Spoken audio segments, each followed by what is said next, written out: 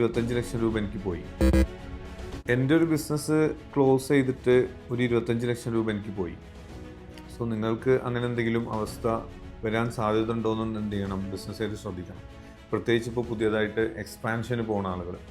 ഞാൻ 2018 ക്ലിനിക്ക് നമ്മുടെ ഒരു 3ാമത്തെ സ്ഥാപനമായിട്ട് സ്റ്റാർട്ട് ചെയ്തതായിരുന്നു. സോ അത് ഒരു അൺഎക്സ്പെക്റ്റഡ് ആയിട്ട് നമുക്കത് ക്ലോസ് ചെയ്യേണ്ടി വന്നു. കാരണം അന്നറിയില്ല, കാരണം അന്ന് ബിസിനസ് പഠിച്ചിട്ടില്ല. സോ അതിൻ്റെ റീസൺ ശരിക്കും പറഞ്ഞു കഴിഞ്ഞാൽ എക്സ്പാൻഷൻ ആയിരുന്നു. അപ്പോൾ ഈ സമയത്തും പല ആളുകളും പുതിയ പുതിയ ബിസിനസ്സുകൾ സ്റ്റാർട്ട് ചെയ്യുന്നുണ്ട്. അതല്ലെങ്കിൽ നമ്പർ ഓഫ് ബ്രാഞ്ചസ് കൂട്ടുക, പല സ്ഥാപനങ്ങളെ what ever the business. So അവിടെ നമ്മൾ ശ്രദ്ധിക്കേണ്ട പ്രധാനപ്പെട്ട കാര്യം എന്ന് പറഞ്ഞാൽ എപ്പോൾ ഈ ബിസിനസ് എക്സ്പാൻഷനിലേക്ക് പോകണം, അതല്ലെങ്കിൽ അടുത്ത സ്റ്റേജിലേക്ക് പോകണം എന്നുള്ളതാണ്.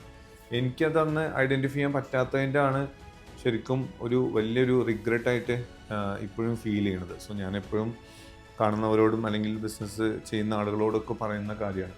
സോ എപ്പോഴാണ് ശരിക്കും നമ്മൾ എക്സ്പാൻഡ് ചെയ്യേണ്ടതെന്നുള്ളതാണ്. പല പല സ്റ്റേജസ് ഉണ്ട് ബിസിനസ്സിന്. ഒന്ന് സ്ട്രഗിൾ സ്റ്റേജ്, നമുക്കെല്ലാവർക്കും ഒരു ഇനീഷ്യൽ സ്ട്രഗിൾ സ്റ്റേജ് ഉണ്ടാവും. പിന്നെ അത് സർവൈവ് ചെയ്യണം, ഒരു സ്റ്റേബിൾ സ്റ്റേജിലെത്തും, പിന്നെ സക്സസ്സിലെത്തും. അത് കഴിഞ്ഞിട്ടുള്ള സ്റ്റേജുകളുണ്ട്. സോ ഈ സ്റ്റേബിൾ സ്റ്റേജിലെത്തുമ്പോൾ നമ്മളെ വിചാരം ബിസിനസ്സൊക്കെ സെറ്റായി, ഒരു ഇൻകം വരുന്നുണ്ടല്ലോ, ഇനി നമ്മൾ അടുത്ത സ്റ്റേജിലേക്ക് പോകാമെന്നുള്ളതാണ്. അവിടെയാണ് മേജർ മിസ്റ്റേക്ക്. അവിടെയായിരുന്നു ഞങ്ങൾക്ക് പറ്റിയ മിസ്റ്റേക്ക്. സോ അവിടെ നിന്ന് നമ്മൾ ഈ സ്റ്റേബിൾ ബിസിനസ് എന്ത് ചെയ്യണം, ഒരു സക്സസ് സ്റ്റേജിലേക്ക് മാറ്റണം. അതിനുശേഷം മാത്രമേ നമുക്ക് എക്സ്പാൻഷനിലേക്ക് എന്ത് ചെയ്യാൻ പോകാൻ പാടുള്ളൂ എന്നുള്ളതാണ്. എക്സ്പാൻഷനിലേക്ക് പോകാമെന്ന് പറഞ്ഞു കഴിഞ്ഞാൽ നമ്മളൊരു ഓട്ടോമേഷനിലായിട്ട് പോവുക. അപ്പോൾ അതിന് മുന്നേ എല്ലാ പ്രോസസ്സുകളും കംപ്ലീറ്റ് ചെയ്യണം.